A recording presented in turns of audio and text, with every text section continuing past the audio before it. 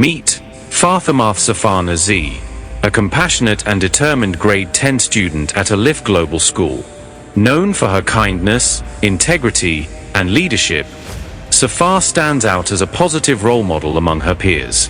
She is the daughter of Nazir, a successful businessman, and Rahina Nazir, a dedicated homemaker. FATHIMATH is a multifaceted individual with a love for reading, baking, writing, and public speaking.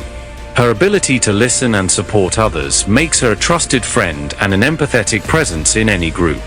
Through her journey, FATHIMATH has embraced challenges with confidence, leading to personal growth and an unwavering sense of self-acceptance. Her school achievements highlight her dedication and talent, including being recognized as a role model, excelling in sports, and securing top places in competitions like anchoring, calligraphy, and versification.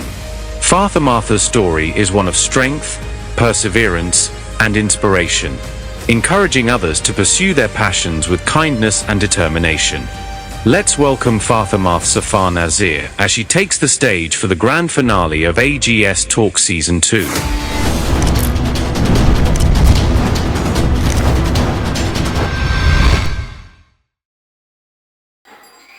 Imagine this. You're standing in a room full of people, and your heart starts pounding in your chest. Your palms are sweating, your mind goes blank, and all you can think about is escaping. The worst part? You haven't even said a word yet. Good evening, ladies and gentlemen.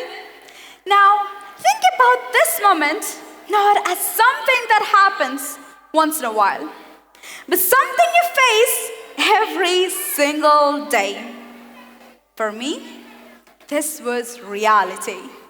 Speaking in front of people, starting a conversation with a stranger, these were the things I couldn't even imagine. If you have ever felt that way, you will understand exactly how I felt. But what if I told you that this fear isn't something that has to define you? Let me take you back to a time when I was exactly like that. The person who could never speak up, never start a conversation, and certainly never imagine sharing my story with an audience like this one. I grew up in Kuwait, a place where social interactions were a mix of both excitement and anxiety for me. While everyone around me seemed confident and outgoing, I often found myself dreading the idea of speaking to others or even engaging with my own friends. I was someone who always kept to myself. I found comfort in solitude where the world outside was easier to connect. If I was alone, there was no chance of judgment and absolutely no risk of making a mistake.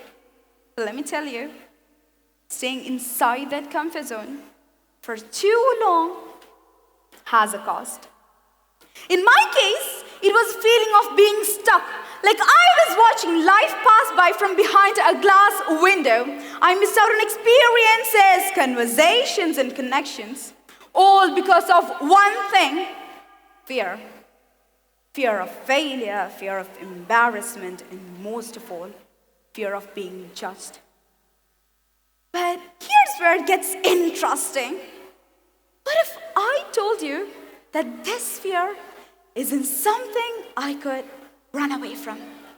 Something I could embrace and use it to my advantage.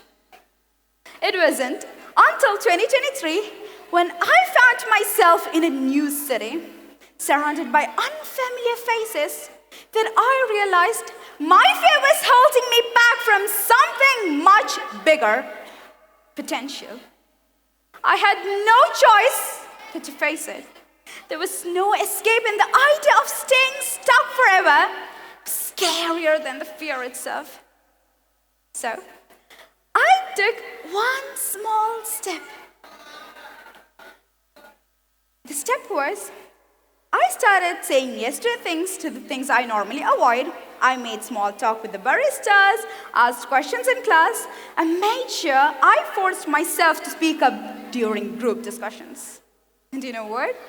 Every time I did, my fear began to lose its grip on me.